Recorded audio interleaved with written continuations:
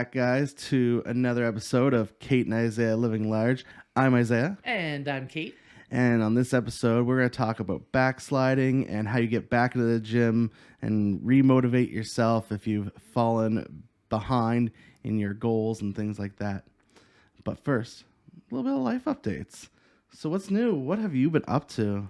What have I been up to? Well, I didn't think my life was busy enough, so I joined another thing. I started singing with an a cappella Canadian folk music choir called Northern Voices. So that's pretty exciting. And I also had my big 4-0 birthday party. And, the impetus of this change for me was to lose 40 pounds before I turned 40, which, as we've updated in the past, I had lost 53. And so I had a time, and Isaiah was there. It was super fun. Yeah. And what's new and exciting with you, Isaiah? Not a whole lot going on right now, really. I mean, so I am now down to 306. Although that I've maintained that 2 weeks now that I've hit 306 on, so I'm not losing weight at the moment, but that's okay. We're kind of sitting there. Other than that, that is what I'm up to. Just going to the gym. It was St. Patrick's Day the other day, so super excited about that. Little bit of a rough go this morning. Just for reference, we are recording the morning after St. Patrick's Day. Yes, so for all you folks out there that enjoyed St. Patrick's Day, it was a great time around uptown last night. St. John is known as Canada's most Irish city, and that was very evident last night by the green that I saw around town. And I didn't even party in uptown St. John. I partied in Grand Bay. I partied all uptown. It was crazy. It was amazing. I checked out the new Union Trailaway spot, which is beautiful. They did a great job up there. Oh, nice. That's right up on Union Street, eh? Yeah. It's right on the corner of Union and Dorchester. And how was it? It was great. It's a small location, but they did a really good job renovating it from what it was before. Yeah, it's that's kind of in a divey part of town in terms of the bar scene. So it's nice to hear that there's a really nicely renovated spot there. Yeah, and I think there's another spot going in there soon. The Harmony, is that what it is? Harmony SJ or something like that they're gonna do a music space. Oh there. Yeah, the music venue. That's so awesome to have a smallish space for live music, because I know in my past as a festival organizer and things like that in another life, it's hard. It's a tough place to find a good place to see a live acoustic show. There's lots of places for live loud shows or bigger shows, like the Imperial Theater is by far the most beautiful theater in the country, in my opinion. And not just my opinion. I've read that in other places too. But for a small touring band, it's nice to have a spot like that. Really excited about it. Yeah, I'm super excited. I think they had one show there already, but I don't know if they're fully open yet, but I'm super excited to have a space like that. And and they have a really good team operating it. And yeah, great people there. It's gonna be awesome. So excited for that to be another thing here in St. John. Hey, maybe that a cappella choir I joined can sing there sometime. Or maybe they want a big swing band. I am all for swing bands. Yeah. We need some swing band dance halls. Bring it back, baby. We're working on it, okay? The Back in Time Big Band, we're working on it. Hey, Back in Time, let's talk about backsliding. Yeah, exactly. So with all the birthday celebrations and the excitement of reaching a goal, well, I mean, I will say I got wrapped up in the whole thing of it all. And I gave myself some time, a few days. It should have just been one day, but it really was a few days of it doesn't matter. I've met this goal. And to be completely honest, I haven't weighed in because I'm a little bit afraid to, but I shouldn't be, because, it's still worlds ahead of where I was. And it really is about the overall graph as opposed to the ups and downs of every week. So when you say you've maintained for a couple of weeks, well, Isaiah, that's excellent. You haven't gone up. And it's about the month over month, the year over year, not the week over week. No, 100%. And it's definitely, with all the festives going on, you said like your birthday and St. Patrick's Day, and it's really easy to fall out of routine. And sometimes it's about like trying to maintain yourself, getting back into it, and that's a harder motivation I find almost sometimes is to put yourself back into your routine. Yeah, and for me, I, I shouldn't.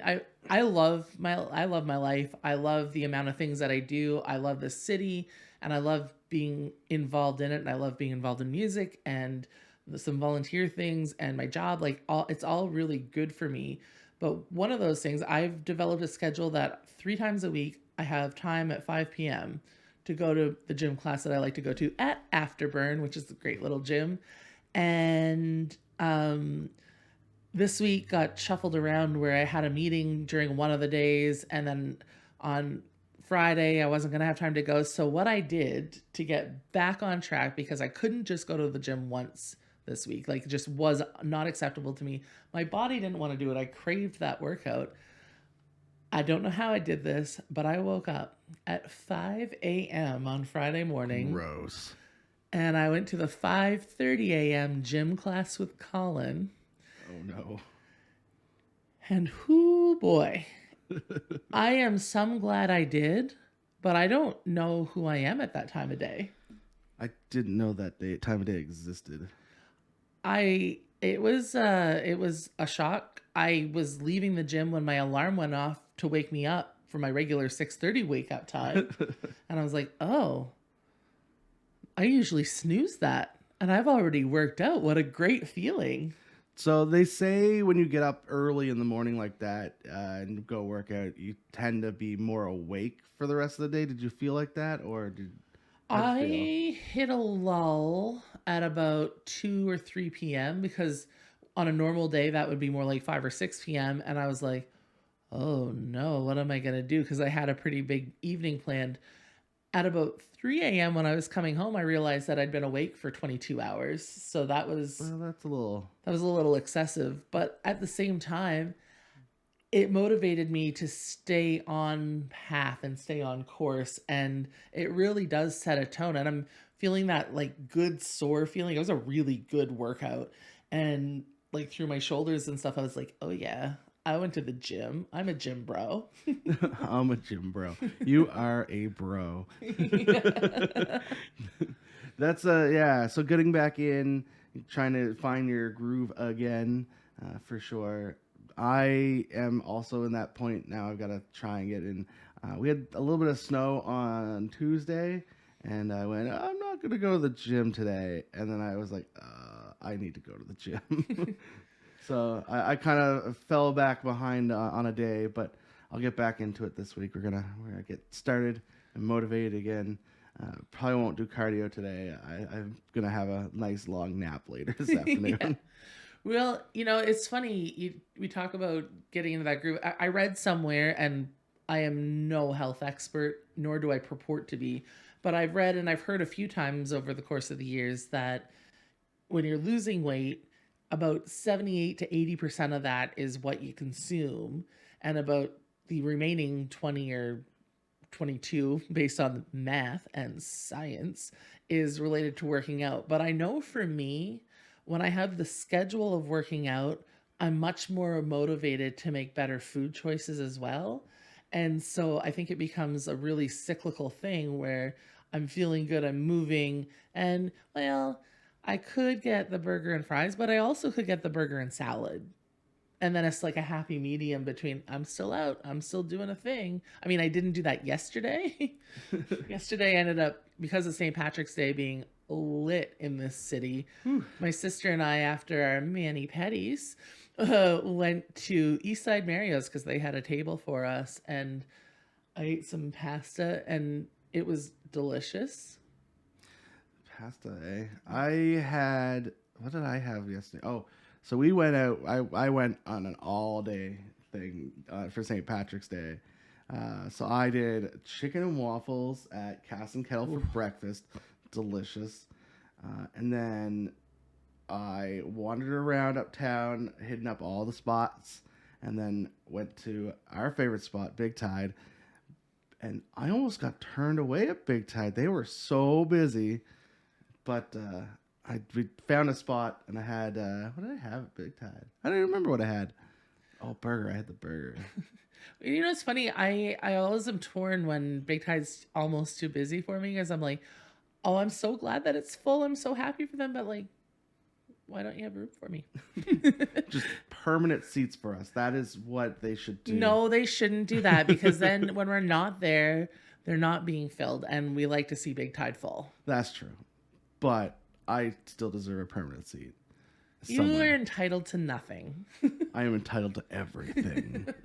I am entitled to nothing. So, going back to our topic, backsliding. You've been on your weight loss. This is your, how many times is this now? Is it two times now? 3 times? That I've been on a weight loss journey? Oh my God. I think I went on Weight Watchers for the first time when I was 13, 14, and I tried literally everything under the sun. And it's so funny looking back at that time.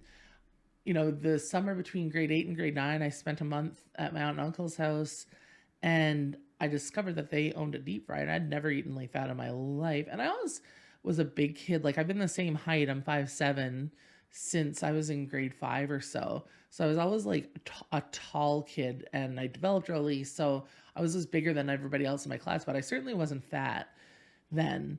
I thought I was, as we all do. But between grade 8 and grade 9, I put on like 20 pounds over the summer. I went from like 170 pounds to 190 pounds, which felt like a lot at the time. And sitting here just under 400 now, I'm like, oh, I wish I weighed that. And so that was the first time. So it's been like that classic yo-yo of lose some, gain more, lose some, gain more. And, you know, all through my 20s, all through my 30s.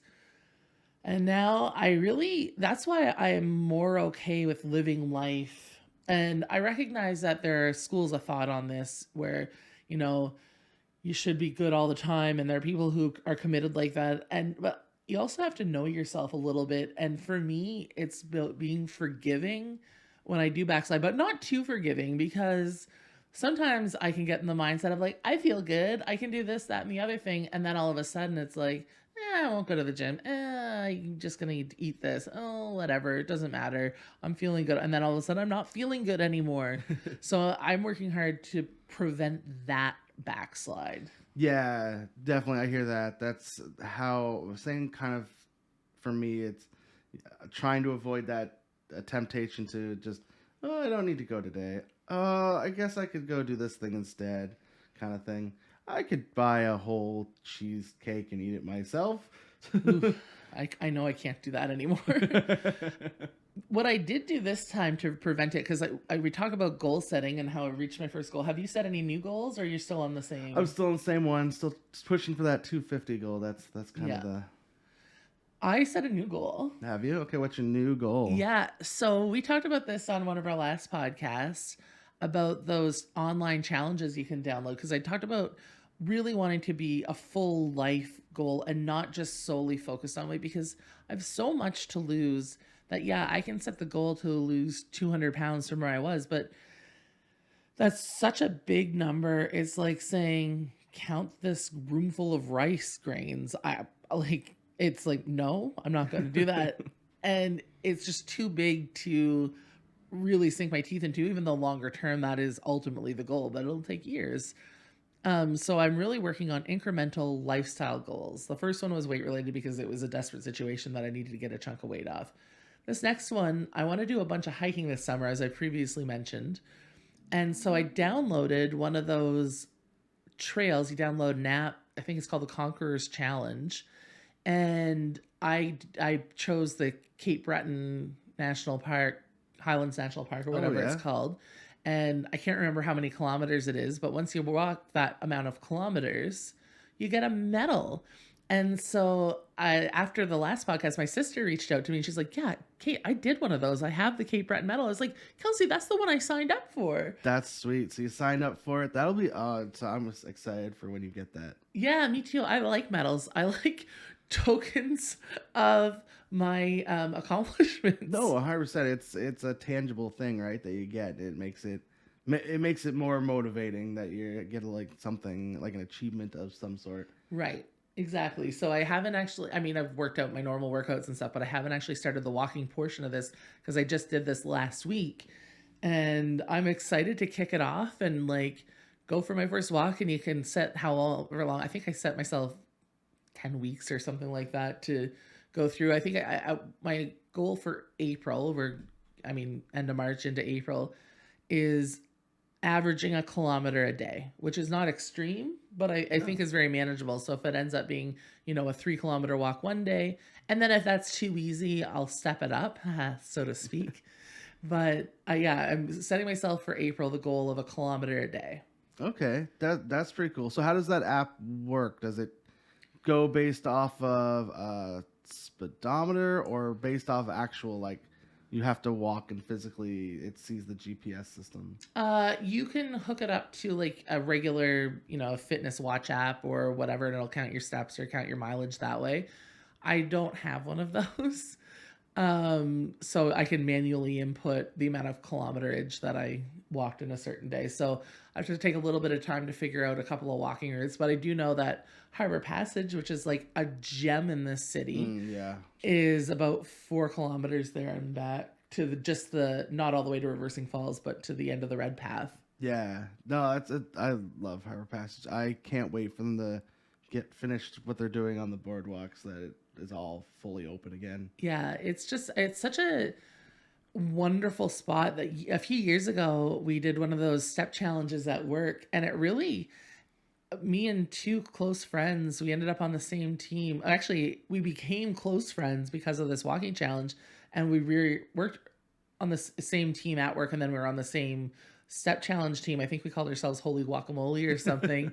And me and Shankar and Jocelyn, we would walk every night, rain, sleet, shine, because we're all 3 competitive and we didn't want to let our team down, which is the dream of which I know works for me. I know that I'm competitive. I know that about myself. I know that setting myself a goal where I'm going to get a stupid medal that I literally paid for by buying this app, I recognize the futility of it, but it does work for me. Yeah, it's about finding those things that motivate you, right? Like it's about, especially when weight is not necessarily the goal, it's about being healthy, right? It's about what our motto will be: eat, live, move. Eat, live, move. It was coined our first episode. Eat, live, move, because you got to do all those things. So yeah, it's about finding something that motivates you to do something, and if that tangible thing is motivating you to keep going and not backslide and not fall into old habits, that's perfect. Whatever motivates you, right? Right. And I mean, there is something to be said for living and enjoying life and going out on St. Patrick's Day and having a birthday. I mean, do those things need to be within the same week?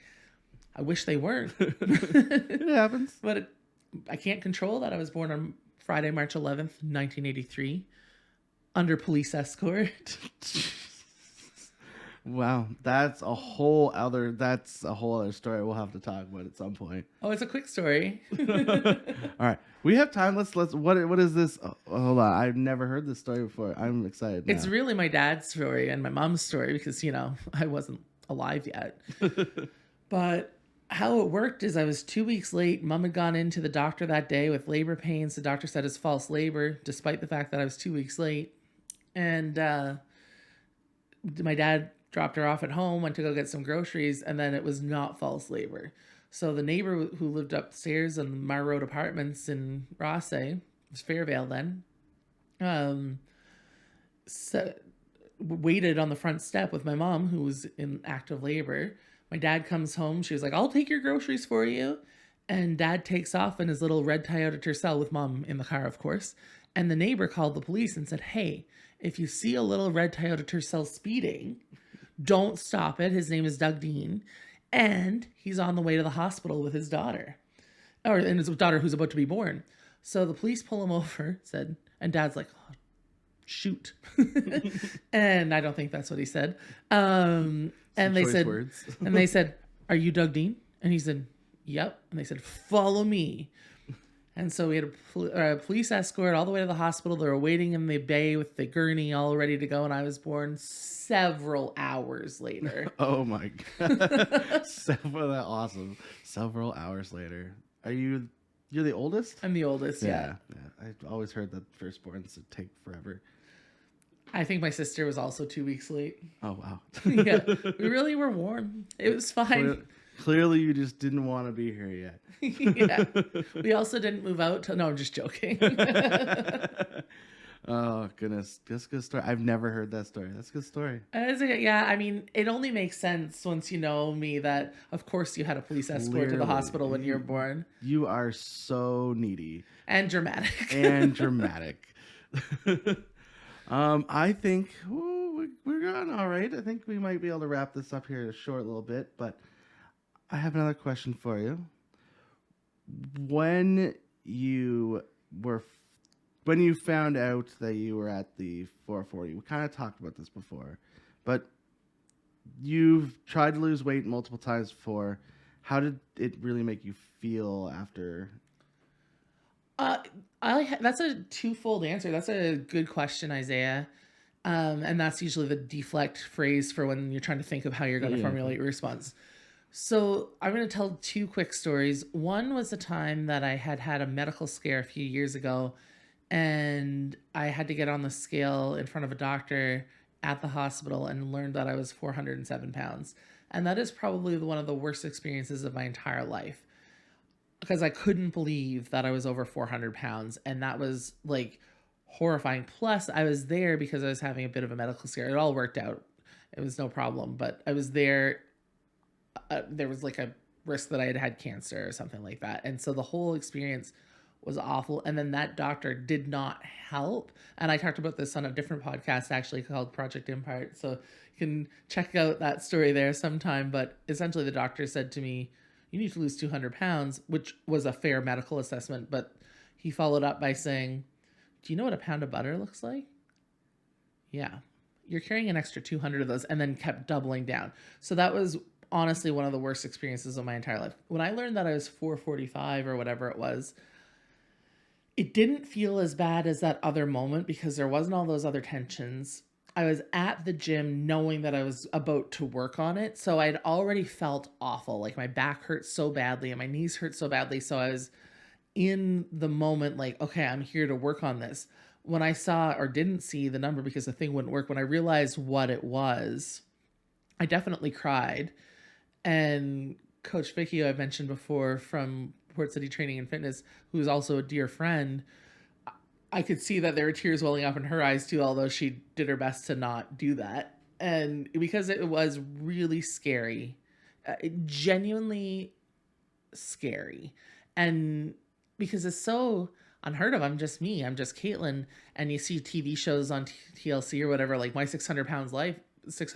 Well, you know what? 445 to 600 is not that far when, you consider that I'd gained, so much of that in the previous years, like another year like that. And then I'm on a TV show and not for a good reason. So it was awful is in short the answer. Well, so that doctor story sounds terrible. What podcast was that on? It's called Project Impart. It's a partnership. It's a medical podcast designed for medical students that talks about the patient perspective of medicine. And it was really interesting. I did that interview. Hans Colburn hosted it at the time, and I did that interview with him. And then after he moved away, I ended up hosting a few episodes of the podcast, which was really cool. Interesting. I'll have to check that out for sure. But yeah, sometimes it's nice to have someone there that's empathetic to you. And I think that sounds like what you got when you did with Vicky, your way in there. And to be motivated to actually get going, because you could easily have just backslid into it, right? And just been like, well, I am who I am now. I guess there's no going back, right? Yeah, and I couldn't do that though because I couldn't move. Like that was the worst part. Is like, I mean, there was a story not too long before that. You and I and Andrea were out one night before Christmas, and Andrea was going to drive me home, and I couldn't walk 2 blocks. Yeah, I remember that. And, you know, we laughed it off at the time and, you know, whatever. We didn't think too much. We stood in the rain and Andrew drove around and picked us up. But that was A, embarrassing, and B, really terrifying because it was like my back won't hold me up to walk 2 blocks. So I have to do something. Where it gets sketchy, because I'm still carrying quite a lot of weight, is now I feel great. I can walk around. I'm doing all this stuff. I'm going to the gym. I did 3 real push-ups this week, Isaiah. Ooh, that's fun. Congratulations on that. no- Like, not with your knees. Not but with my on knees. your- 3 legitimate push-ups. Wow. And that's amazing. But I still have a boatload of weight to lose. So that it's striking that balance of like, I feel great, so I'm going to eat stuff and go out and be around people and do all this stuff, but also double down and continue to work toward it. That Right. really is my danger zone. Yeah, right. And I think part of this podcast and your TikToks are kind of to keep yourself more motivated to do it and not just beholden to yourself, but other people around as well, right? Oh, yeah. I mean, I've got lots of great friends and things like that, but also it's nice to have a good kick sometimes. And I do, like, I may not respond well in the moment, but I you know, sometimes you need those, like, Caitlin, do better. What about you, Isaiah? How do you handle, how long has this been an issue for you? Like, I mean, it's just been a slow and steady creep up, and I was pretty heavy going into the pandemic, and then the pandemic hit, and Skip the Dishes and DoorDash became really good friends, but really bad friends at the same time, and working from home at the same time, so I'm not standing up, walking around, doing stuff. I rolled a bed and moved to my office, and here I am. So that's really what motivated me, right, to get going again. Prior to the pandemic, it was just because I felt like I needed to, but like now I really need to. yeah, no, I totally get that. And it's, you have a very similar story to so many out there of like, oh, it's been kind of an issue, but like fine. And then pandemic hit, and you know, that's a trope that is so common for so many people. Like mine, the up and down yo-yo since you're a teenager is also a common trope. Right. It's just good that we bring those 2 pieces together. That is right. And with that, I think we are going to call it a podcast. All right. Thank you so much for tuning in, everyone. We really Yes. appreciate it. Where can people find you on the internet? Oh, they can find me on Facebook, Caitlin Dean, on TikTok at Fat Caitlin, on Twitter, I guess, at the Caitlin Dean. Ooh, yes, the Caitlin Dean on Twitter. Yeah. What about you, Isaiah? I am at Maritime Brews on all of the social medias and everywhere you can possibly find, except for Snapchat. Still no Snapchat. For the best. Probably for the best. But that's our episode. Bye.